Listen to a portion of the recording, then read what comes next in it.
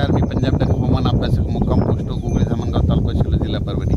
आज आहे 12 जून 2024। आजपासूनचा परत एक शेतकऱ्यासाठी अंदाज येत आहे।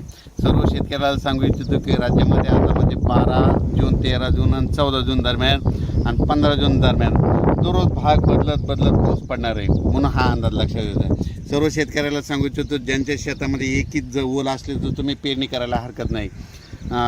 पेरणी करण्यासाठी चांगलं पोषक वातावरण, म्हणून हा अंदाज लक्षात घ्यायचा। आणि परत एक शेतकऱ्याला सांगतो की म्हणजे आता सध्या खंड वगैरे काही नाही, उगं घाबरू नका। काय होणार आहे, राज्यात पाऊस पडणार आहे, 20-22 जूनपर्यंत पाऊस पडणार आहे। आज या तालुक्यात पडणार आहे, उद्या दुसऱ्या तालुक्यात पडणार आहे, म्हणून हा अंदाज लक्षात घ्यायचा। सर्व शेतकऱ्याला सांगू इच्छितो की राज्यामध्ये फक्त 15, 16 आणि 17 जून दरम्यान थोडी उघाड राहणार आहे, पण विदर्भात मात्र पाऊस पडणार आहे, म्हणून हा अंदाज लक्षात घ्यायचा। एकंदरीत राज्यात परिस्थिती बघितली तर राज्यामध्ये पश्चिम महाराष्ट्र, मराठवाडा आणि तसेच या भागामध्ये 12 जून 13 जून 14 जून 15 जून दरम्यान ओढे नाले वाहतील तसा आणखीन एक पाऊस पडणार आहे। काही ठिकाणी वाहुणी पडणार आहे, मुसळधार, कुठं रिमझिम, कुठं पेंड वालता पाऊस पडणार आहे, म्हणून हा अंदाज लक्षात घ्या। विदर्भातल्या सर्व शेतकऱ्यांसाठी आनंदाची बातमी, विदर्भामध्ये आज म्हणजे 12 जूनपासून आज विदर्भामध्ये बऱ्याच ठिकाणी पावसाला सुरुवात होणार आहे आणि त्याच्यानंतर विदर्भामध्ये देखील पाऊस वाढत जाणार आहे आणि विदर्भाची शेतकऱ्याची पेरणी देखील ह्या 20 तारखेपर्यंत सुरू होणार आहे, म्हणून ही विदर्भात शेतकऱ्याची आनंदाची बातमी।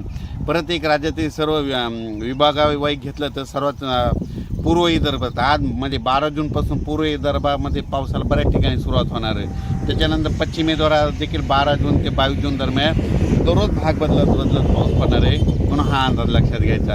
आणि त्याच्यानंतर मराठवाड्यात देखील सर्व शेतकऱ्याला सांगू इच्छितो की म्हणजे 12, 13, 14 जूनपर्यंत दररोज वेगवेगळ्या भागात पाऊस पडणार आहे आणि एकच ओल असले तर पेरणी करायला हरकत नाही, म्हणून हा अंदाज लक्षात घ्यायचा। ओल जर नसले तर पेरणीचा निर्णय घेऊ नये, म्हणून हे देखील लक्षात घ्यायचं।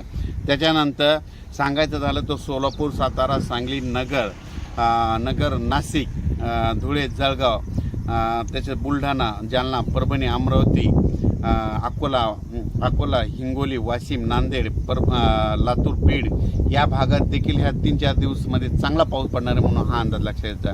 पण सोलापूर जिल्हा, धाराशिव जिल्हा, लातूर जिल्हा, बीड जिल्हा आणि सांगली जिल्हा म्हणजे आता ह्या 3 दिवसात मात्र आणखीन जोरदार पाऊस पडणार आहे। म्हणजे तिकडं ओढे नाले वाहतील, छोटे तरी असेल तर ते देखील भरणार आहेत, म्हणून हा अंदाज लक्षात घ्यायचा। अचानक वातावरणात बदल झाला तर परत एक मेसेज दिला जाईल।